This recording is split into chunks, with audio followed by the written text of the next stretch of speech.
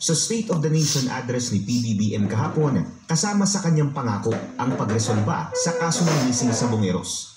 Hahabulin at pananagutin natin ang mga utak at mga sangkot, civilian man o opisyal.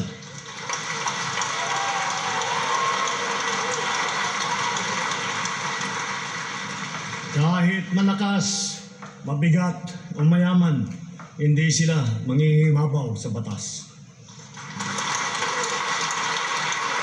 Higit sa lahat, ipararamdam natin sa mga salarin ang bigat ng parusa sa karumaldumal na krimen ng mga ito.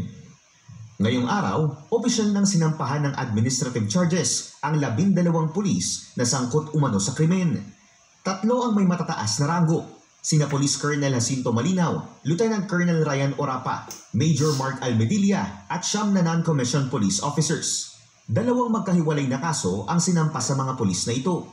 Una, against kay Police Colonel Jacinto Malinaw Jr. This is for grave misconduct, grave neglect of duty at conduct unbecoming of a police officer. So a separate case, formal charge, ipapile din namin against dun sa other 11 police officers headed by Police Lieutenant Colonel Ryan J. Orapa. So yung case po kay Police Lieutenant Colonel Orapa are for grave misconduct, actually 6 counts po ito at isang conduct unbecoming of a police officer. Pauna nang itinanggi ng mga dawit na pulis ang kanilang kaugnayan sa missing Sabongeros. Pero ayon sa NAPOLCOM, nakakita sila ng probable cause o sapat na basehan para ituloy ang kaso. Lalo na't matibay raw ang affidavit na isinumite ng whistleblower na si Julie Dondon Patidongan.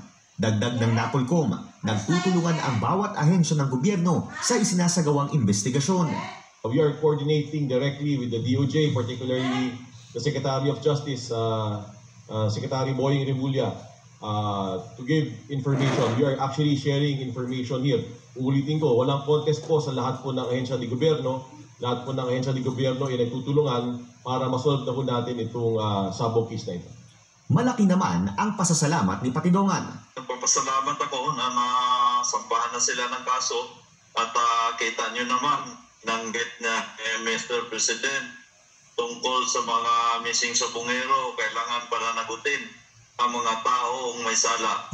Dininig niya ang mga hiling ng pamilya ng mga nawawalang Sabongero. Sa mga susunod na araw, may palulutangin daw na bagong testigo ang DOJ. Ang testigong ito, malaki umano ang partisipasyon sa kaso ng mga nawawalang Sabongero. At bukod sa testimonya, may matibay raw na ebidensyang hawak ang taong ito. Dagdag ni SOJ Remulla, may isa ring service commander sa hanay ng PNP na sinibak sa pwesto. Hindi raw ito kasama sa 12 pulis na kinasuhan, pero sangkot din sa isinasagawang investigasyon.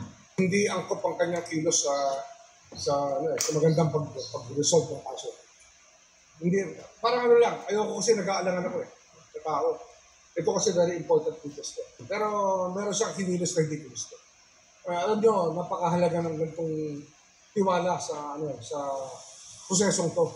Tiwala ang pinakamahalagang dito, magkaroon. Samantala, matapos matigil dahil sa hagupit ng habagat at mga dumaang bagyo, sinimulan na muli ang search and retrieval operations sa Taal Lake, kung saan itinapon umano ang mga Sabongero. Para sa agenda, Joash Malimban,